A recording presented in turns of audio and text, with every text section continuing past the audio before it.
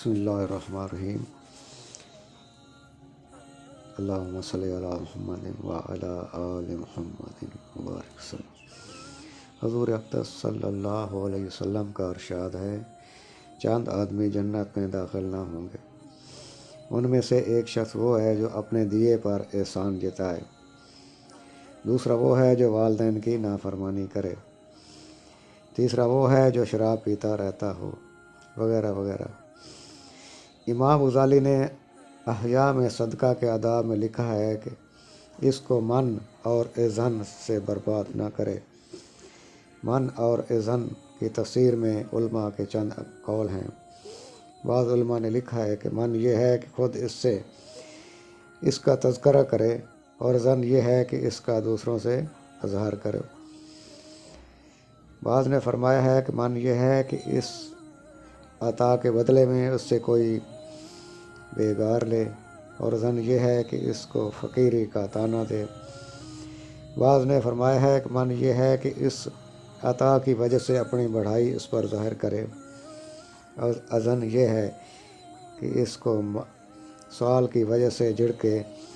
امام غزالی فرماتے ہیں کہ اصل من یہ ہے کہ اپنے دل میں اپنا اس پر احسان سمجھے، اس کی وجہ سے پھر امور بالا ظاہر ہوتے ہیں۔ حالانکہ اس فقیر کا اپنے اوپر احسان سمجھنا چاہیے کہ اس نے اللہ جل شانہ کا حق اس سے قبول کر کے اس کو بری ذمہ بنا دیا، اور اس کے مال کو پاکی کا سبب بنا، اور جہنم کے عذاب سے جو زکوٰۃ کے روکنے کی وجہ سے ہوتا نجات دلائی۔ مشہور محدث امام شعبی رحمۃ اللہ علیہ فرماتے ہیں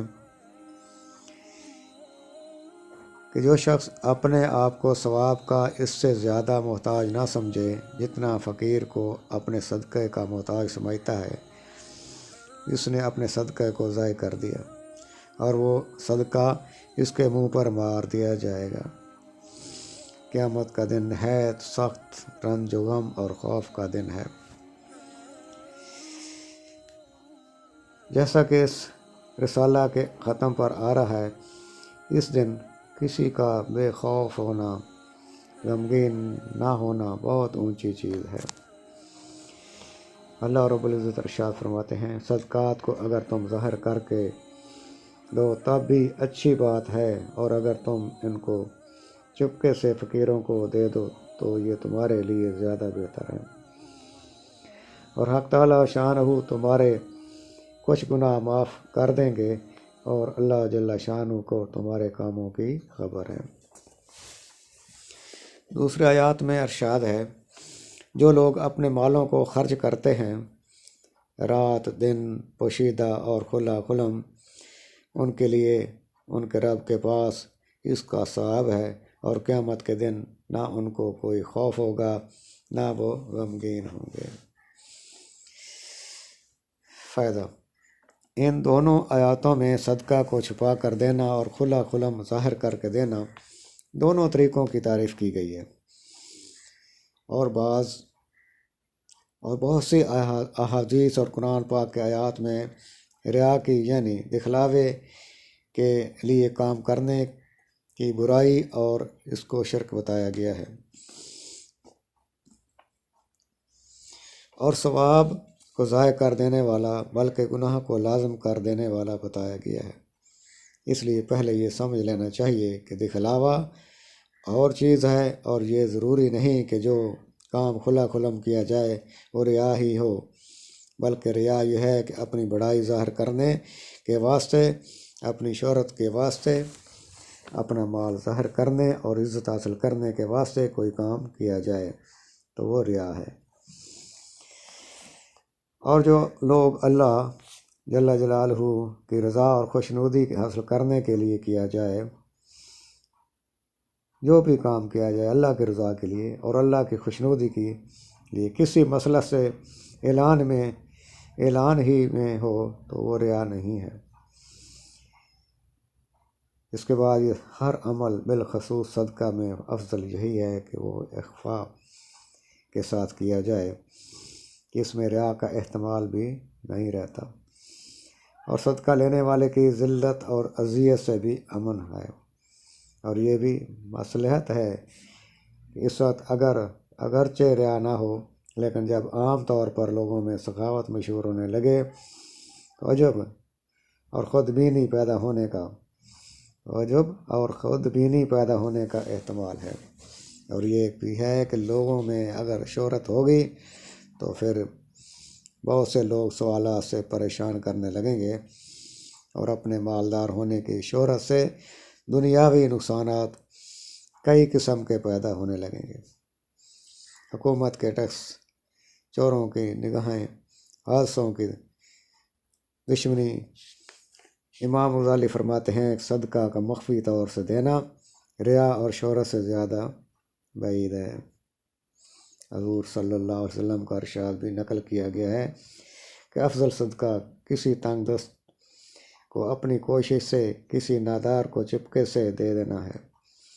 اور جو شخص اپنے صدقہ کا تذکرہ کرتا ہے وہ اپنی شہرت کا طالب ہے، اور جو مجمع میں دیتا ہے وہ ریاکار ہے۔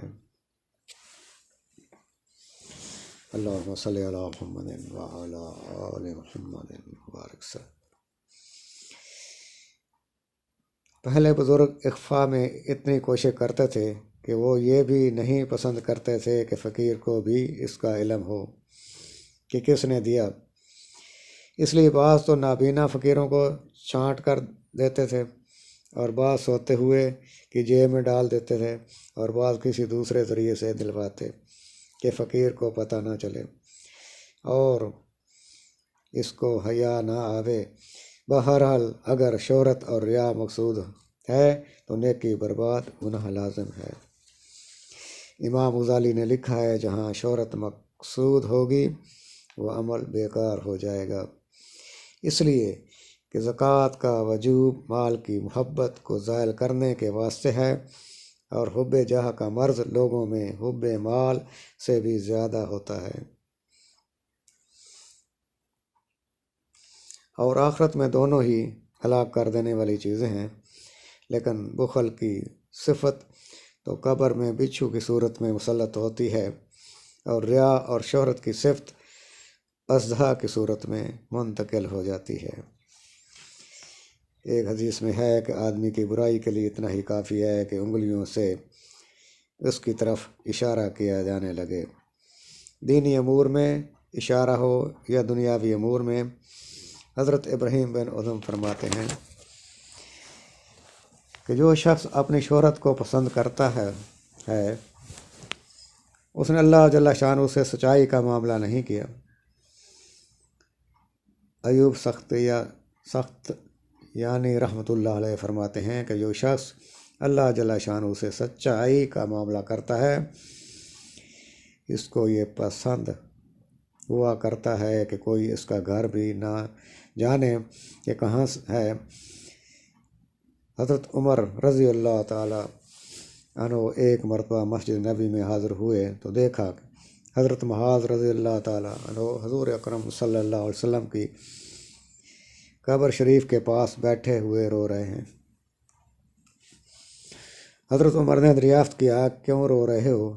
حضرت معاذ رضی اللہ تعالیٰ عنہ نے فرمایا کہ میں نے حضور سے سنا تھا ریا کا تھوڑا سا حصہ بھی شرک ہے، اور حق تعالیٰ شانہ ایسے متقی لوگوں کو محبوب رکھتا ہے جو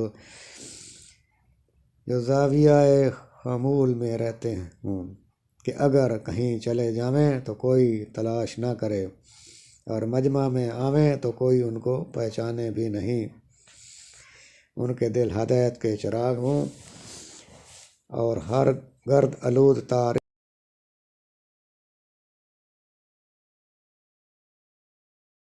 اللہم صلی علی محمد وعلی آل محمد وبارک وسلم۔ ایک حدیث میں ہے کہ قیامت کے دن ہر شخص اپنے صدقہ کے سائے میں ہوگا جب تک حساب کا فیصلہ نہ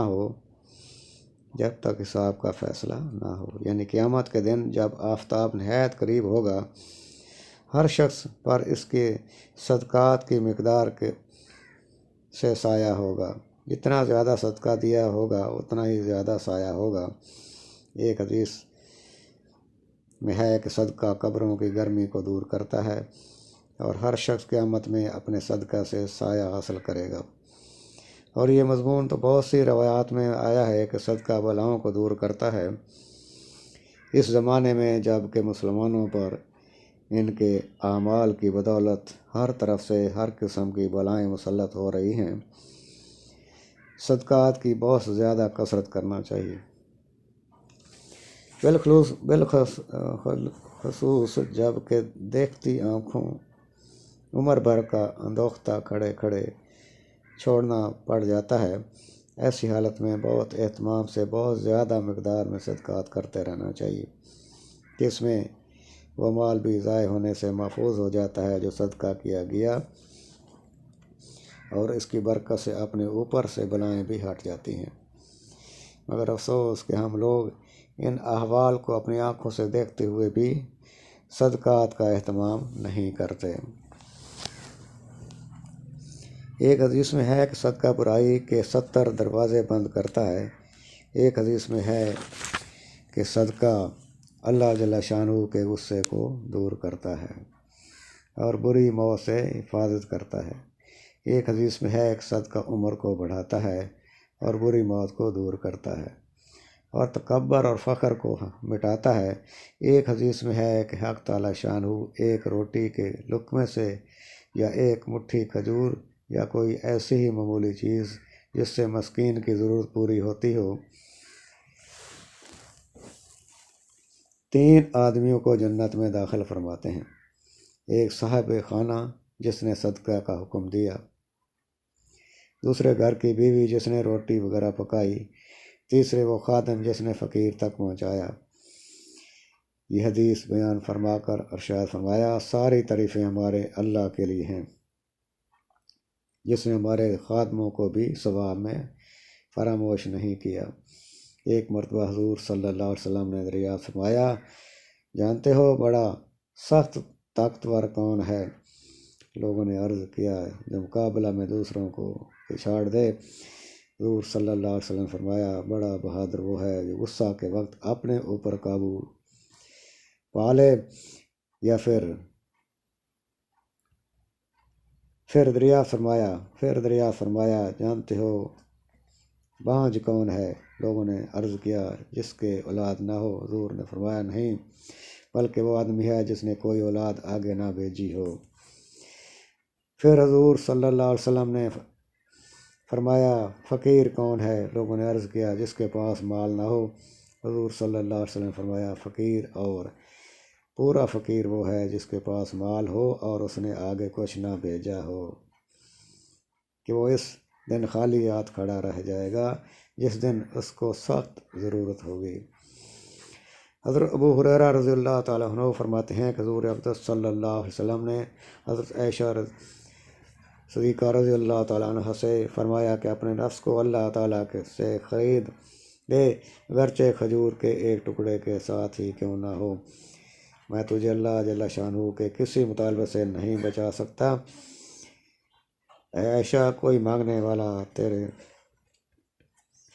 تیرے پاس سے خالی نہ جائے، چاہے بکری کا کھر ہی کیوں نہ ہو۔ امام غزالی نے لکھا ہے کہ پہلے لوگ اس کو برا سمجھتے تھے کہ کوئی دن صدقہ کرنے سے خالی چلا جائے، ایک کھجور ہی کیوں نہ ہو، چاہے روٹی کا ٹکڑا ہی کیوں نہ ہو، اس لیے کہ حضور کا ارشاد ہے، قیامت میں ہر شخص اپنے صدقہ کے سائے میں ہوگا۔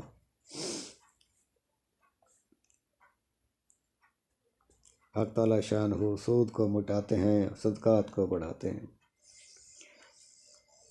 صدقات کا بڑھانا اس سے پہلے بہت سی روایات میں گزر چکا ہے کہ آخرت میں اس کا ثواب پہاڑ کے برابر ہوتا ہے۔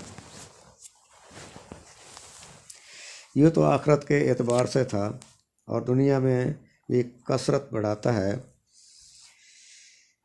کہ جو شخص صدقہ اخلاص کے ساتھ کثرت سے کرتا رہتا ہے، اس کی آمدنی میں اضافہ ہوتا رہتا ہے۔ جس کا دل چاہے تجربہ کر کے دیکھ لے، البتہ اخلاص شرط ہے، ریا اور فخر نہ ہو، اور سود آخرت میں تو مٹایا ہی جاتا ہے، دنیا میں بھی اکثر برباد ہو جاتا ہے۔ حضرت عبداللہ بن مسعود رضی اللہ تعالی عنہ حضور اکرم صلی اللہ علیہ وسلم کا ارشاد نقل فرماتے ہیں کہ سود اگرچہ بڑا ہوا ہو لیکن اس کا انجام کمی کی طرف ہوتا ہے، اور معمر کہتے ہیں کہ 40 سال میں سود میں کمی ہو جاتی ہے۔ حضرت ضحاک رضی اللہ تعالیٰ عنہ فرماتے ہیں سود دنیا میں بڑھتا ہے اور آخرت میں مٹا دیا جاتا ہے۔ حضرت ابو ہریرہ فرماتے ہیں کہ حضور اقدس صلی اللہ علیہ وسلم نے ارشاد فرمایا کہ آدمی ایک ٹکڑا دیتا ہے، وہ اللہ جل شانہ کے یہاں اس قدر بڑھتا ہے کہ احد پہاڑ کے برابر ہو جاتا ہے۔ اللہ رب العزت ارشاد فرماتے ہیں کہ اے مسلمانوں، تم کامل نیکی کو حاصل نہ کر سکو گے یہاں تک کہ اس چیز کو خرچ نہ کرو جو تم کو محبوب ہو۔ فائدہ، حضرت انس رضی اللہ تعالیٰ عنہ فرماتے ہیں کہ انصار میں سب سے زیادہ درخت کھجوروں کے حضرت ابو طلحہ رضی اللہ تعالیٰ عنہ کے پاس تھے، اور ان کا ایک باغ تھا جس کا نام برحا تھا، وہ ان کو بہت سی زیادہ پسند تھا۔ یہ باغ مسجد نبی کے سامنے ہی تھا۔ حضور صلی اللہ علیہ وسلم اکثر اس باغ میں تشریف لے جاتے اور اس کا پانی بھی پیا فرما کے کرتے تھے، جو بہت ہی بہترین پانی تھا۔ جب یہ آیات شریفہ نازل ہوئیں تو حضرت ابو طلحہ رضی اللہ تعالیٰ عنہ حضور اکرم صلی اللہ علیہ وسلم کی خدمت میں حاضر ہوئے اور عرض کیا، یا رسول اللہ صلی اللہ علیہ وسلم،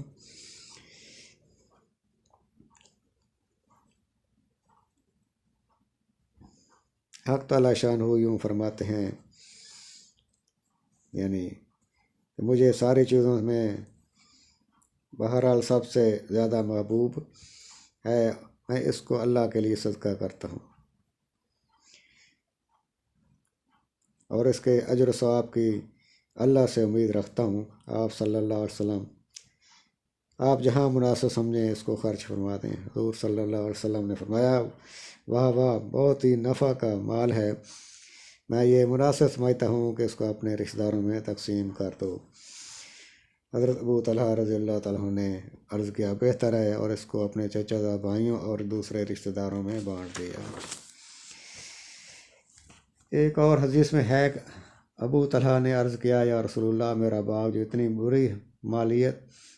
بڑی مالیت کا ہے وہ صدقہ ہے، اور میں اگر اس کی طاقت رکھتا کہ کسی کو اس کی خبر نہ ہو تو ایسا کرتا، مگر باغ ایسی چیز نہیں جو مخفی رہ سکے۔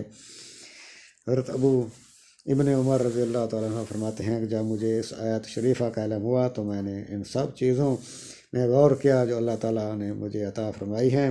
میں نے دیکھا ان میں مجھے سب سے زیادہ محبوب اپنی باندی مرجانہ ہے۔ میں نے کہا وہ اللہ کے واسطے آزاد ہے۔ اللہم صلی علی محمد وعلی آل محمد وبارک۔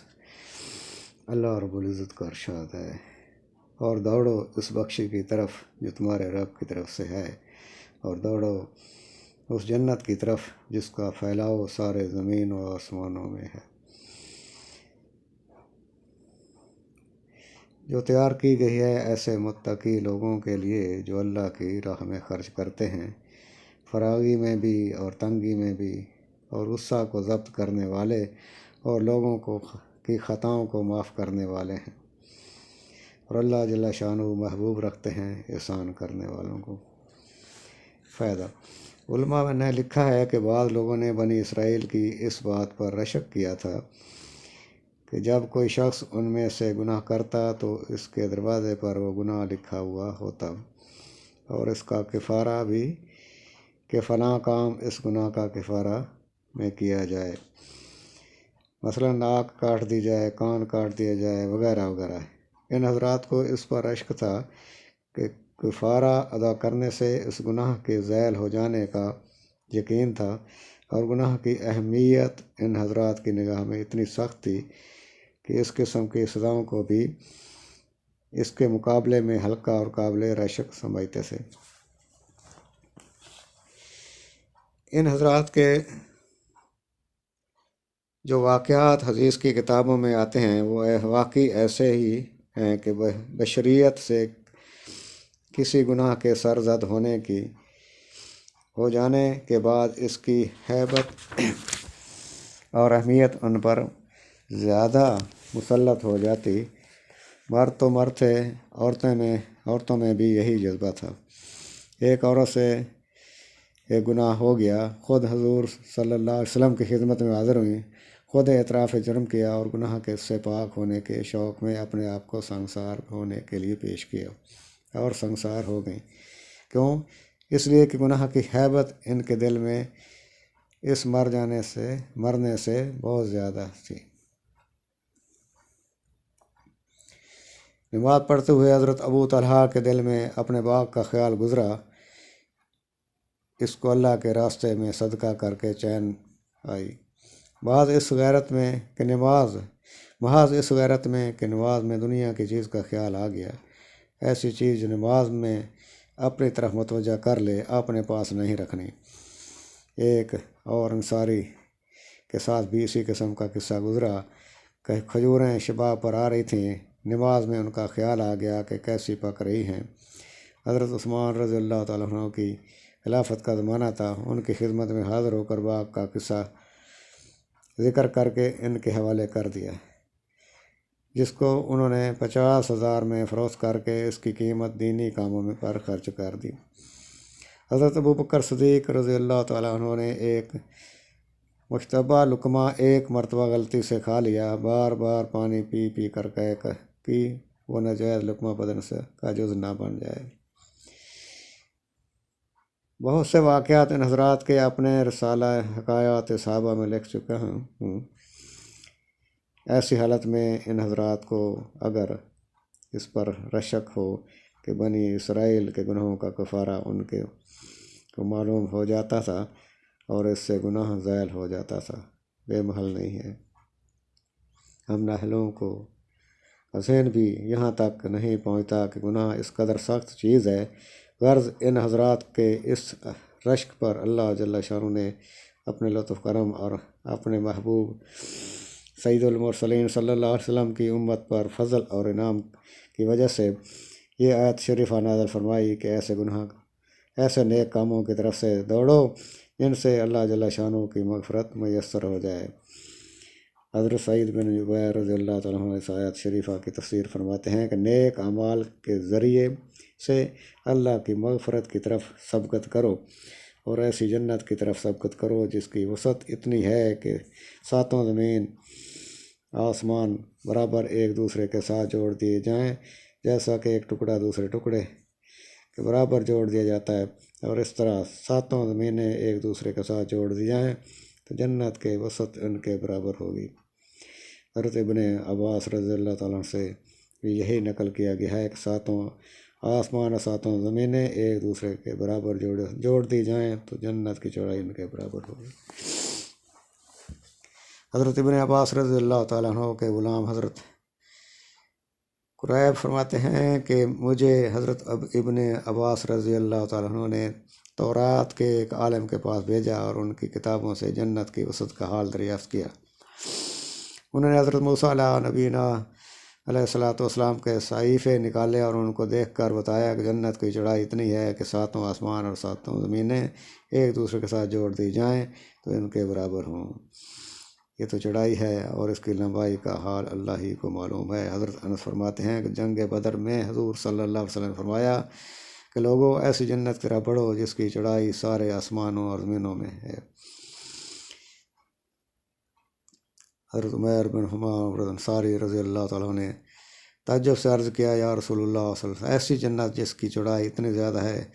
حضور نے فرمایا، بے شک۔ حضرت عمیر نے عرض کیا، واہ واہ یا رسول اللہ، خدا کی قسم میں اس میں داخل ہونے والوں میں سے ضرور ہوں گا۔ حضور نے فرمایا، ہاں تم اس میں جانے والوں میں ہو۔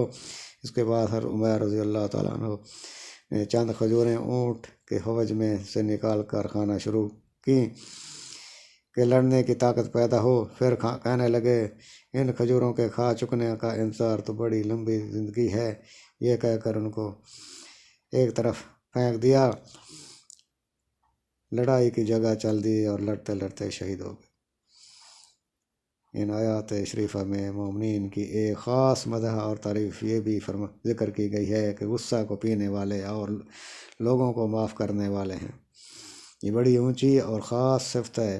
علماء نے لکھا ہے کہ جب تیرے بھائی سے لغزش ہو جائے تو اس کے لیے 70 عذر پیدا کر، اور پھر اپنے دل کو سمجھا کہ اس کے پاس اتنے عذر ہیں، اور جب تیرا دل ان کو قبول نہ کرے تو بجائے اس شخص کے اپنے دل کو ملامت کر کہ تجھ میں کس قدر کسادت ہے اور سختی ہے کہ تیرا بھائی 70 عذر کر رہا ہے اور تو ان کو قبول نہیں کرتا۔ اور اگر تیرا بھائی کوئی عذر کرے تو اس کو قبول کر، اس لیے کہ حضور صلی اللہ علیہ وسلم کا ارشاد ہے، جس شخص کے پاس کوئی عذر کرے اور وہ قبول نہ کرے تو اس پر اتنا گناہ ہوتا ہے جتنا چونگی کے محرر کو۔ حضور نے مومن کی یہ صفت بتائی ہے کہ جلدی غصہ آ جاوے اور جلدی ہی زائل ہو جائے، یہ نہیں فرمایا کہ غصہ نہ آتا ہو، بلکہ یہ فرمایا جلدی زائل ہو جاتا ہو۔ امام شافعی رحمۃ اللہ علیہ کا ارشاد ہے، جس کو غصہ کی بات پر غصہ نہ آئے وہ گدھا ہے، اور جو راضی کرنے پر راضی نہ ہو وہ شیطان ہے۔ اس لیے حق تعالیٰ شانہ نے غصہ کو پینے والے فرمایا، یہ نہیں فرمایا کہ ان کو غصہ نہ آتا ہو۔ حضور صلی اللہ علیہ وسلم کا ارشاد ہے، جو شخص ایسی حالت میں غصہ کو پی لے کہ اس کو پورا کرنے پر قادر ہو تو حق تعالیٰ شانہ اس کو امن اور ایمان سے بھرپور کرتے ہیں۔ یعنی مجبوری کا نام صبر تو ہر جگہ ہوتا ہے، کمال یہ ہے کہ قدرت کے باوجود صبر کرے۔ ایک اور حدیث میں ہے کہ آدمی غصہ کا گھونٹ پی ڈالے، اس سے زیادہ پسندیدہ کوئی گھونٹ اللہ کے نزدیک نہیں ہے۔ جو اس گھونٹ کو پی لے حق تعالیٰ شانہ اس کے باطن کو ایمان سے بھر دیتے ہیں۔ ایک اور حدیث میں ہے کہ جو شخص قدرت کے باوجود غصہ پی جائے، اللہ تعالیٰ قیامت میں ساری مخلوق کے سامنے اس کو بلا کر فرمائیں گے کہ جس حور کو دل چاہے انتخاب کر لے۔ حضور صلی اللہ علیہ وسلم کا ارشاد ہے، بہادر وہ نہیں جو دوسرے کو پچھاڑ دے، بہادر وہ ہے جو غصہ میں اپنے آپ پر قابو پا لے۔ حضرت علی بن امام حسین رضی اللہ تعالیٰ عنہ کی ایک باندی ان کو وضو کرا رہی تھیں کہ لوٹا سے گرا، جس سے ان کا منہ زخمی ہو گیا۔ انہوں نے تیز نگاہوں سے باندی کو دیکھا، وہ کہنے لگی، اللہ تعالیٰ کا ارشاد ہے،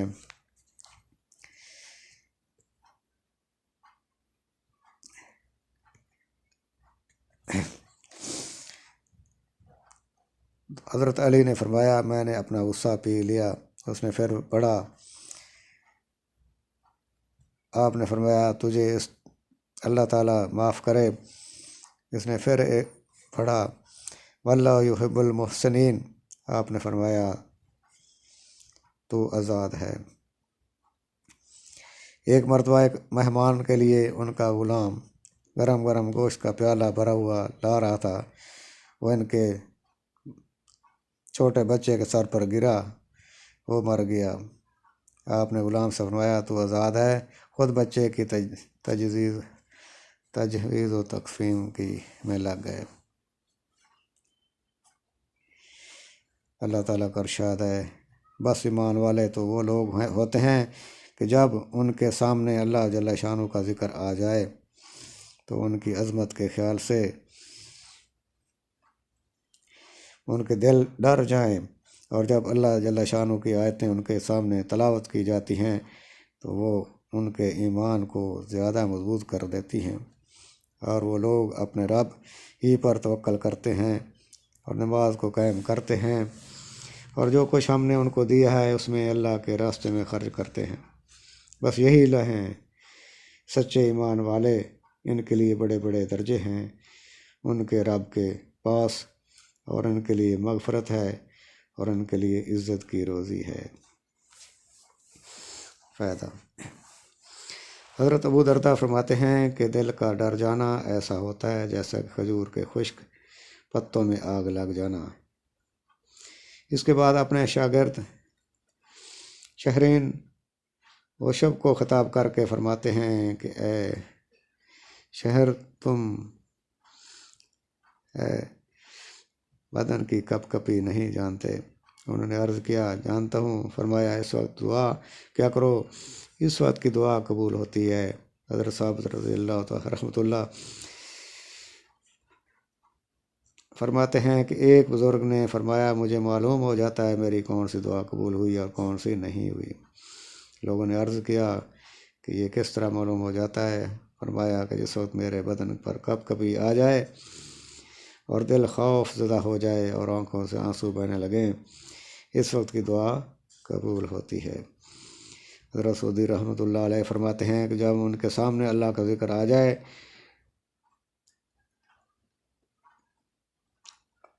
کا مطلب یہ ہے کہ کوئی شخص کسی پر ظلم کا ارادہ کرے یا کسی اور گناہ کا قصد کرے اور اس سے کہا جائے اللہ سے ڈر، تو اس کے دل میں اللہ کا خوف پیدا ہو جائے۔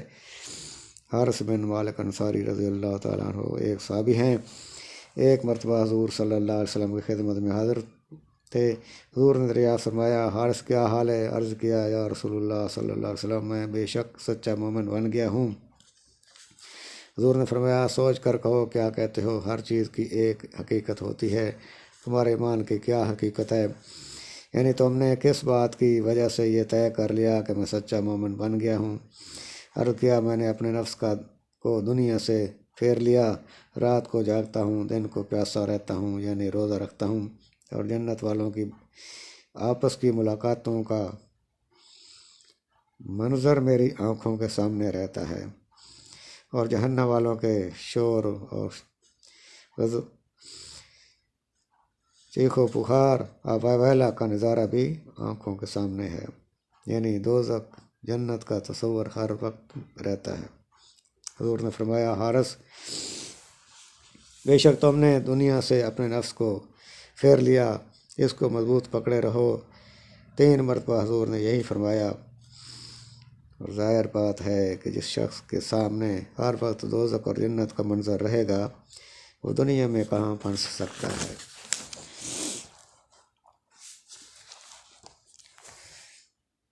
اللہم صلی علی محمد وعلی آل محمد وبارک۔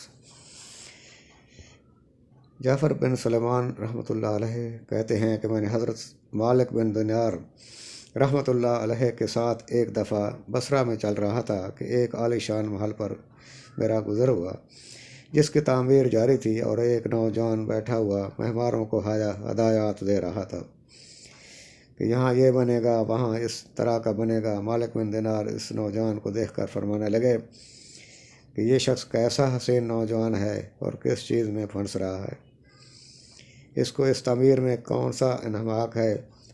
میری طبیعت پر یہ تقاضا ہے کہ میں اللہ جل شانہ سے اس نوجوان کے لیے دعا کروں کہ وہ اس کو اس جھگڑے سے چھڑا کر اپنا مخلص بندہ بنا لے۔ کیسا اچھا ہو اگر یہ جنت کے نوجوانوں میں بن جائے۔ جعفر چل اس نوجوان کے پاس چلیں۔ جعفر کہتے ہیں کہ ہم دونوں اس نوجوان کے پاس گئے، اس کو سلام کیا، اس نے سلام کا جواب دیا۔ وہ مالک سے واقف تھا مگر وہ مالک کو پہچانا نہیں۔ تھوڑی دیر میں پہچانا تو کھڑا ہو گیا اور کہنے لگا کیسے تشریف آوری ہوئی؟ مالک نے فرمایا تم نے اپنے اس مکان میں کس قدر روپیہ لگانے کا ارادہ کیا ہے؟ اس نے کہا 1,00,000 درہم۔ مالک نے فرمایا اگر تم یہ 1,00,000 درہم مجھے دے دو تو میں تمہارے لیے جنت میں ایک مکان کا ذمہ لیتا ہوں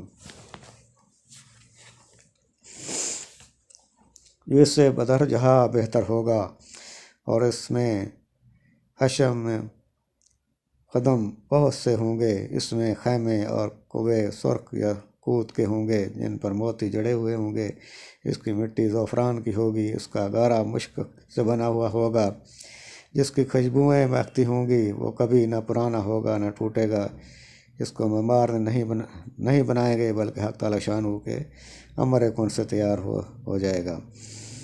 اس نوجوان نے کہا مجھے سوچنے کے لیے آج رات کی مہلت دیجیے، کل صبح آپ تشریف لائیں تو میں اس کے متعلق اپنی رائے عرض کروں گا۔ حضرت مالک رحمۃ اللہ علیہ واپس چلے گئے اور رات بھر اس نوجوان کی فکر اور سوچ میں رہے۔ آخر شام میں اس کے لیے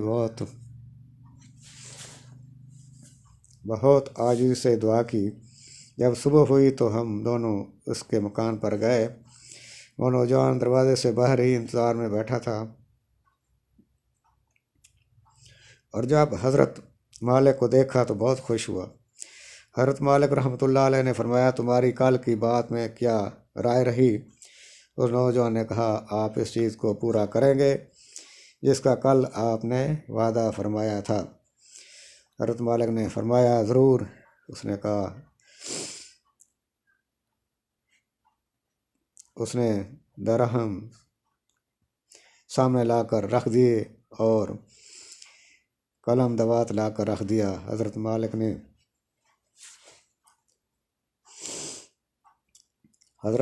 एक पर्चा लिखा जिसमें बिस्मिल्लाहिर्रहमानिर्रहीम के बाद लिखा, ये इकरारनामा है मालिक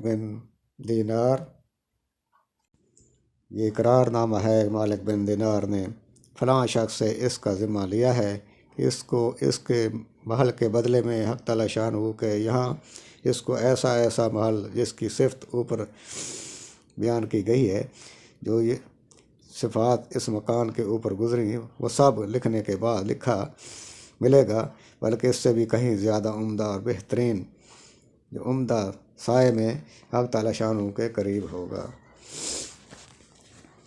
ये पर्चा लेकर उसने हवाला कर दिया और 1,00,000 दिरहम उससे लेकर चल दिए। जाफ़र कहते हैं कि शाम को हज़रत मालिक के पास उसमें से इतना भी बाकी ना था, एक वक्त के खाने का ही काम चल सके।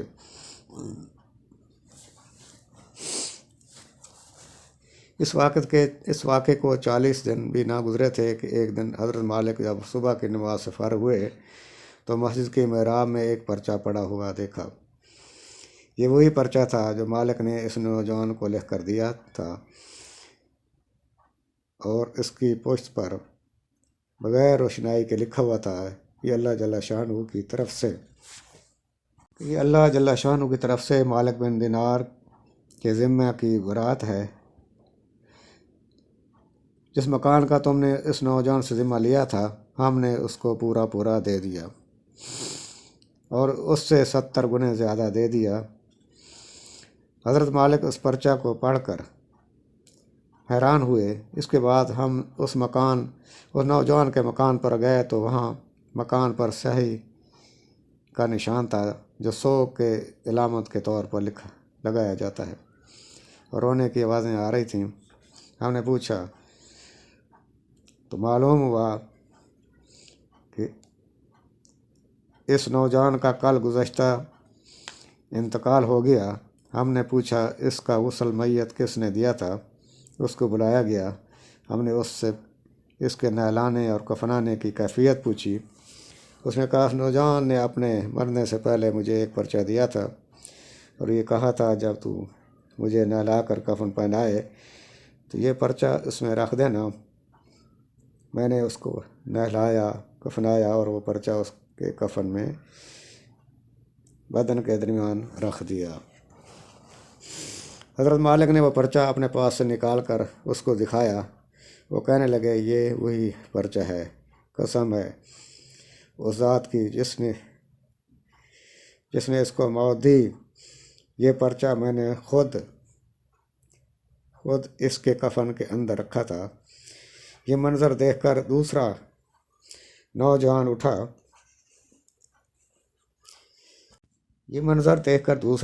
उठा और कहने लगा, मालिक आप मुझे 2,00,000 दिरहम के ले लीजिए, अब मुझसे 2,00,000 दिरहम ले लीजिए और मुझे भी पर्चा लिख दीजिए।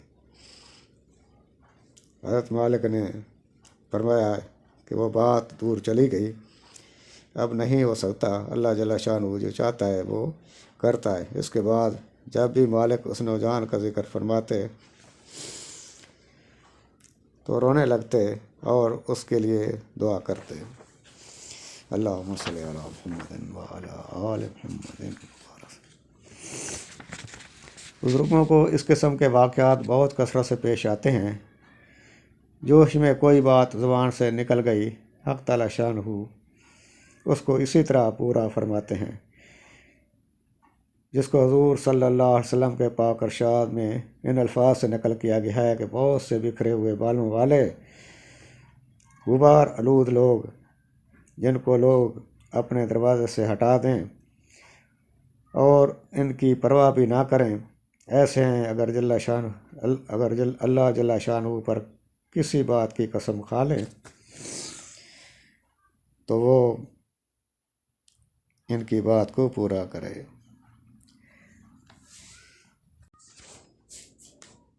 ہارون الرشید کا ایک بیٹا تھا جس کی عمر تقریباً 16 سال کی تھی۔ وہ بہت کثرت سے زاہدوں اور بزرگوں کی مجلس میں رہا کرتا تھا اور کثرت قبرستان میں چلا جاتا تھا۔ اکثر قبرستان میں چلا جاتا تھا، وہاں جا کر کہتا تھا تم لوگ ہم سے پہلے دنیا میں تھے، دنیا کے مالک تھے، لیکن اس دنیا نے تمہیں نجات نہ دی، حتیٰ کہ تم قبروں میں پہنچ گئے۔ کاش مجھے کس طرح خبر ہوتی تو کہ تم پر کیا گزر رہی ہے اور تم سے کیا کیا سوالات جوابات ہوئے۔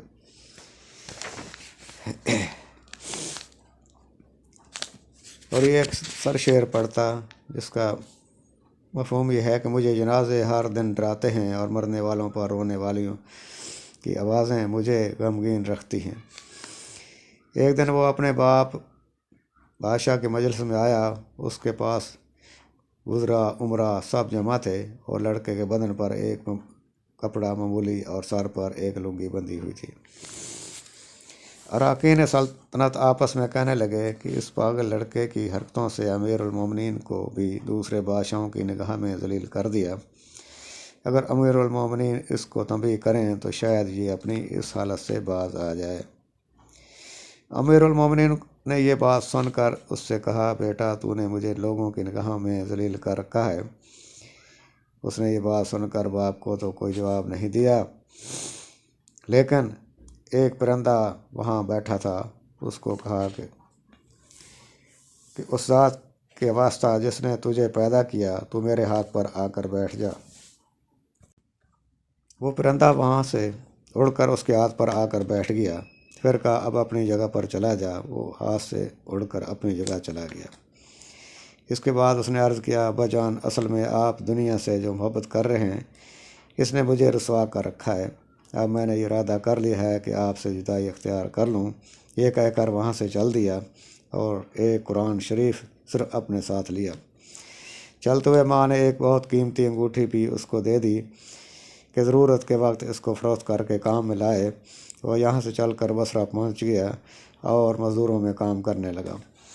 ہفتے میں صرف ایک دن شنبہ کو مزدوری کرتا اور 8 دن تک وہ مزدوری کے پیسے خرچ کرتا اور 8ویں دن پھر شنبہ کو مزدوری کر کے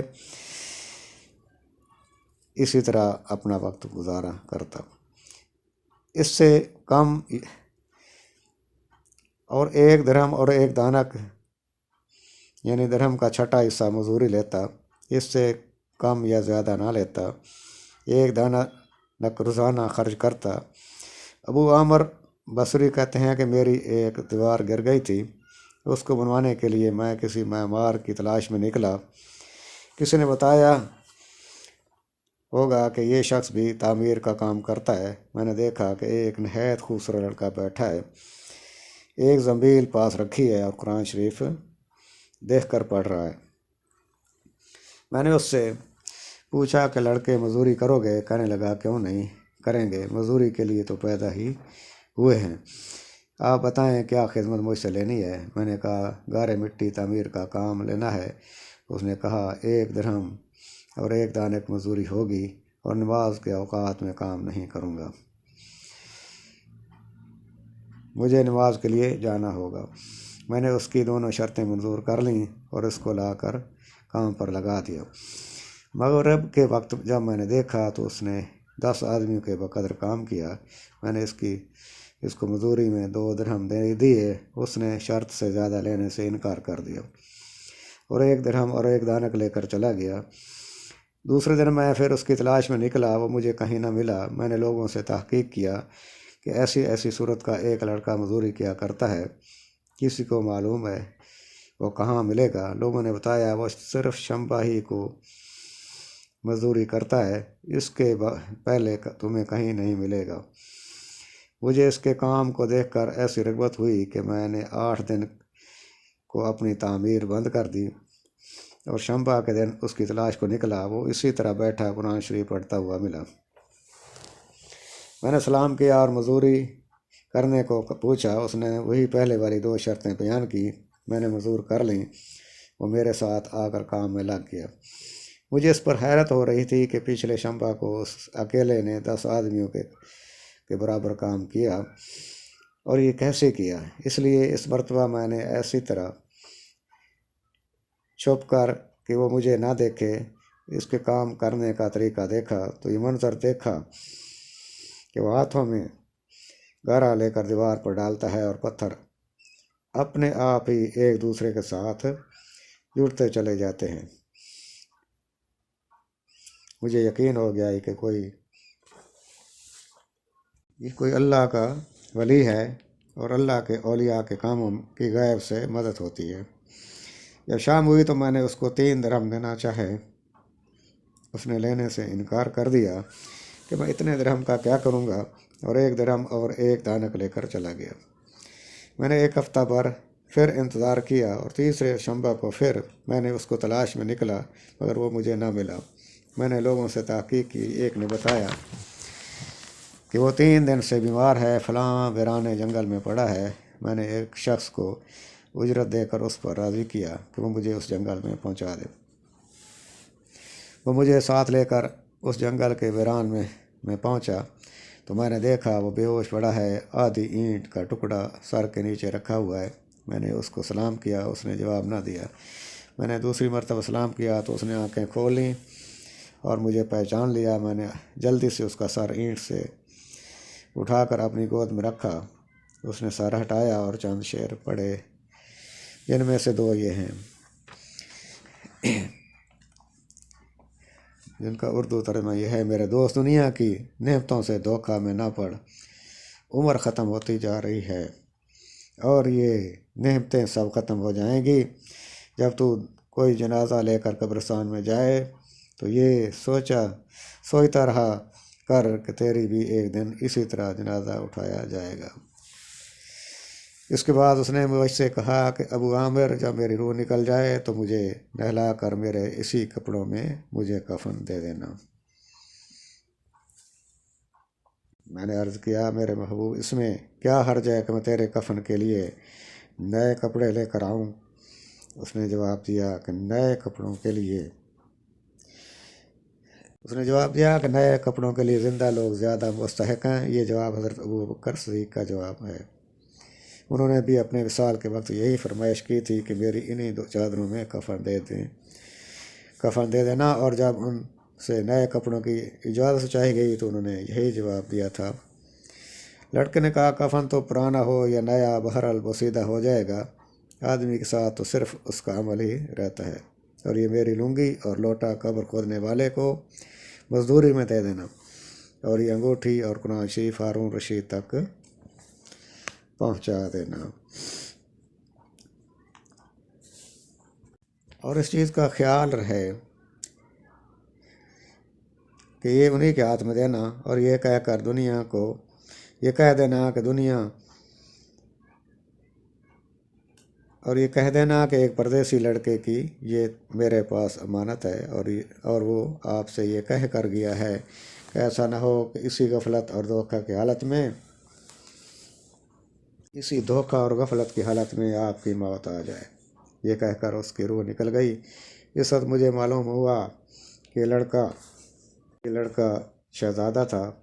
इसके इंतकाल के बाद इसकी वसीयत के मुवाफिक मैंने इसको दफन कर दिया, और दोनों चीज़ें कब्र खोदने वाले को दे दी, और कुरान पाक और अंगूठी लेकर बगदाद पहुंचा। और कसरे शाही के करीब पहुंचा तो बादशाह की सवारी निकल रही थी। मैं एक ऊंची जगह पर खड़ा हो गया। अव्वल एक बहुत बड़ा लश्कर निकला, जिसमें तकरीबन 1000 घोड़े सवार थे। 1000 घोड़सवार थे। उसके बाद इसी तरह एक के बाद दीगरे 10 लश्कर निकले, हर एक में तकरीबन 1000 सवार थे। 10वें जत्थे में ख़ुद अमीरुल मोमिनीन भी थे। मैंने ज़ोर से आवाज़ देकर कहा कि अमीरुल मोमिनीन, اے امیر المومنین، آپ کو حضور صلی اللہ علیہ وسلم کی قرابت رشتہ داری کا واسطہ ذرا سا توقف کر لیجئے۔ میری آواز پر انہوں نے مجھے دیکھا تو میں نے جلدی سے آگے بڑھ کر کہا کہ میرے پاس ایک پردیسی لڑکے کی یہ امانت ہے جس نے مجھے یہ وصیت کی تھی کہ دونوں چیزیں آپ تک پہنچا دوں۔ بادشاہ نے ان کو دیکھ کر پہچان لیا اور تھوڑی دیر سر جھکایا۔ ان کی آنکھ سے آنسو جاری ہو گئے اور ایک دربان سے کہا کہ اس آدمی کو اپنے ساتھ رکھو، جب میں واپسی پر بلاؤں تو میرے پاس پہنچا دینا۔ جب وہ باہر سے واپسی پر مکان پر پہنچے تو محل کے پردے گرا کر دربان سے فرمایا، اس شخص کو بلا کر لاؤ، اگرچہ وہ میرا غم تازہ ہی کرے گا۔ دربان میرے پاس آیا اور کہنے لگا، امیر المومنین نے بلایا ہے اور اس کا خاص خیال رکھنا کہ امیر پر صدمے کا بہت اثر ہے۔ اگر تم 10 باتیں کرنا چاہو تو 5 ہی پر اکتفا کرنا۔ یہ کہہ کر وہ مجھے امیر کے پاس لے گیا۔ اس وقت امیر بالکل تنہا بیٹھے تھے۔ مجھ سے فرمایا کہ میرے قریب آ جاؤ۔ میں قریب جا کر بیٹھ گیا۔ کہنے لگے کہ تم میرے اس بیٹے کو جانتے ہو؟ میں نے کہا، جی ہاں، میں اس کو جانتا ہوں۔ کہنے لگے، وہ کیا کام کرتا تھا؟ میں نے کہا، گارے مٹی کی مزدوری کرتے تھے۔ کہنے لگے، تم نے بھی مزدوری پر کوئی کام اس سے کرایا تھا؟ میں نے کہا، کرایا تھا۔ کہنے لگے، تمہیں اس کا خیال نہ آیا کہ اس کی حضور صلی اللہ علیہ وسلم سے قرابت تھی، کہ یہ حضرات حضور صلی اللہ علیہ وسلم کے چچا عباس کی اولاد ہیں؟ میں نے کہا، امیر المومنین، پہلے اللہ جل شانہ سے معذرت چاہتا ہوں، اس کے بعد آپ سے عذر خواہ ہوں۔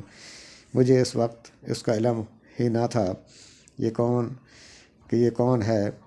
مجھے اس کے انتقال کے وقت اس کا حال معلوم ہوا۔ کہنے لگے، تم نے اپنے ہاتھ سے اس کا غسل دیا؟ میں نے کہا، جی ہاں۔ کہنے لگے، اپنا ہاتھ لاؤ۔ میرا ہاتھ لے کر اپنے سینے پر رکھ دیا اور چند اشعار پڑھے جن کا ترجمہ یہ ہے کہ اے وہ مسافر جس پر میرا دل پگھل رہا ہے اور میری آنکھیں جس پر آنسو بہا رہی ہیں، اے وہ شخص جس کا مکان قبر دور ہے لیکن اس کا غم میرے قریب ہے۔ بے شک موت ہر اچھے سے اچھے عیش کو مقدر کر دیتی ہے۔ وہ مسافر ایک چاند کا ٹکڑا تھا، یعنی اس کا چہرہ جو خالص چاندی کی ٹہنی پر تھا، یعنی اس کے بدن پر بس چاند کا ٹکڑا بھی قبر میں پہنچ گیا تو چاندی کی ٹہنی بھی قبر میں پہنچ گئی۔ اس کے بعد ہارون رشید نے بصرہ اس کی قبر پر جانے کا ارادہ کیا۔ ابو عامر ساتھ تھے۔ اس کی قبر پر پہنچ کر ہارون رشید نے چند اشعار پڑھے جس کا ترجمہ یہ ہے، اے وہ مسافر جو اپنی سفر سے کبھی بھی واپس نہ لوٹے گا۔ موت نے کم عمری کے زمانہ میں ہی اس کو جلدی سے اچک لیا۔ اے میری آنکھوں کی ٹھنڈک، تو میرے لیے انس اور دل کا چین تھا۔ لمبی راتوں میں بھی اور مختصر راتوں میں بھی تو نے موت کا وہ پیالہ پیا جس کو عنقریب تیرا بوڑھا باپ بڑھاپے کی حالت میں پیے گا، بلکہ دنیا کا ہر آدمی اس کو پیے گا، چاہے وہ جنگل کا رہنے والا ہو یا شہر کا رہنے والا ہو۔ بس سب تعریفیں اسی وحدہ لا شریک کے لیے ہیں جس کی لکھی ہوئی تقدیر کے یہ کرشمے ہیں۔ ابو عامر کہتے ہیں کہ اس کے بعد جو رات آئی تو جب میں اپنے وظائف پورے کر کے لیٹا ہی تھا کہ میں نے خواب میں ایک نور کا کعبہ دیکھا جس کے اوپر ابر کی طرح نور ہی نور پھیل رہا تھا۔ اس نور کے ابر میں سے اس لڑکے نے مجھے آواز دے کر کہا، ابو عامر، تمہیں حق تعالی شانہ جزائے خیر عطا فرمائے۔ تم نے میری تجہیز و تکفین کی اور میری وصیت پوری کی۔ میں نے اس سے پوچھا کہ میرے پیارے، تیرا کیا حال گزرا؟ کہنے لگے، میں اپنے مولا کی طرف پہنچا پہنچا ہوں جو بہت کریم ہے اور مجھ سے بہت راضی ہے۔ مجھے اس مالک نے وہ چیزیں عطا کیں جو نہ کبھی کسی آنکھ نے دیکھی، نہ کسی نے کان نے سنی، نہ کسی آدمی کے دل پر ان کا خیال گزرا۔ ایک مشہور حدیث پاک کا مضمون ہے۔ حضور اکرم صلی اللہ علیہ وسلم کا ارشاد ہے کہ اللہ جل شانہ کا پاک ارشاد ہے کہ میں نے اپنے نیک بندوں کے لیے ایسی چیزیں تیار کر رکھی ہیں جو نہ کسی آنکھ نے دیکھی، نہ کان نے سنی، نہ کسی کے دل پر ان کا خیال گزرا۔ حضرت عبداللہ بن مسعود فرماتے ہیں کہ تورات میں لکھا ہے کہ حق تعالی شانہ نے ان لوگوں کے لیے جن کے پہلو رات کو خواب گاہوں سے دور رہتے ہوں، یعنی تہجد گزار ہوں، وہ چیزیں تیار کر رکھی ہیں جن کو نہ کسی آنکھ نے دیکھا، نہ کان نے سنا، نہ کسی آدمی کے دل پر ان کا خیال گزرا۔ نہ ان کو کوئی مقرب فرشتہ جانتا ہے، نہ کوئی نبی رسول جانتا ہے، اور یہ مضمون قرآن پاک میں بھی ہے۔ سورہ سجدہ رکوع نمبر 2۔ کسی شخص کو خبر نہیں جو آنکھوں کی ٹھنڈک کا سامان ایسے لوگوں کے لیے خزانہ غیب میں موجود ہے۔ اس کے بعد اس لڑکے نے کہا، حق تعالی شانہ نے قسم کھا کر فرمایا ہے کہ جو بھی دنیا سے اس طرح نکل آئے جیسا میں نکل آیا، اس کے لیے یہی اعزاز اور اکرام ہے جو میرے لیے ہے۔ جس باپ کی دنیا داری سے یہ صاحبزادہ رنجیدہ ہو کر گیا، یعنی ہارون الرشید بہت نیک دل بادشاہ گزرا ہے۔ دولت اور ثروت کے ساتھ لغزشیں تو ہو ہی جاتی ہیں، لیکن ان کے دینی کارنامے تاریخ کی کتابوں میں کثرت سے موجود ہیں۔ بادشاہت کے زمانے میں 100 رکعت نفل روزانہ پڑھنے کا معمول مرتے وقت تک رہا، اور اپنے ذاتی مال سے 1000 درہم روزانہ صدقہ کیا کرتے تھے۔ 1 سال حج کیا کرتے اور 1 سال جہاد میں شرکت کرتے۔ جس سال خود حج کو جاتے، اپنے ساتھ 100 علماء کو ان کے بیٹوں کے حج کو لے کر جاتے، اور جس سال خود حج نہ کرتے 300 آدمیوں کو ان کے پورے خرچ اور سامان، لباس وغیرہ کے ساتھ حج کو بھیجا کرتے، جن کو خرچ بھی بہت وسعت دیا جاتا اور لباس بھی عمدہ دیا جاتا۔ ویسے بھی عطایا کی بہت کثرت ان کے یہاں تھی، سوال کرنے والوں کے لیے بھی اور بغیر سوال کے۔ علماء کا ان کی مجلس میں بہت اعزاز تھا اور ان سے بہت محبت کرتے تھے۔ ابو معاویہ مشہور محدث نابینا نے ایک مرتبہ ان کے ساتھ کھانا کھایا۔ کھانے کے بعد خود ہارون رشید نے ان کے ہاتھ دھلائے اور یہ کہا، علم کے اعزاز میں نے دھلائے ہیں۔ اللہم صلی علی محمد وعلی آل محمد مبارک۔ فضائل اعمال سے ہے۔ مسلمانوں کی حبشہ کی ہجرت اور شیب ابی طالب میں قید ہونا۔ مسلمانوں کو ان کے سردار فخر دو عالم صلی اللہ علیہ وسلم کو جب کفار نے تکلیف پہنچتی ہی رہتی تھی اور آئے دن ان میں بجائے کمی کے اضافہ ہی ہوتا رہتا تھا، تو حضور صلی اللہ علیہ وسلم نے صحابہ کو اس کی اجازت فرما دی کہ وہ یہاں سے کسی دوسری جگہ چلے جائیں۔ تو بہت سے حضرات نے حبشہ کی ہجرت فرمائی۔ حبشہ کے بادشاہ اگرچہ نصرانی تھے اور اس وقت تک مسلمان نہ ہوئے تھے، اور ان کے رحم دل اور منصف مزاج ہونے کی شہرت تھی۔ چنانچہ نبوت کے 5ویں برس رجب کے مہینے میں پہلی جماعت کے 11 یا 12 مرد اور 4 یا 5 عورتوں نے حبشہ کی طرف ہجرت کی۔ مکہ والوں نے ان کا پیچھا کیا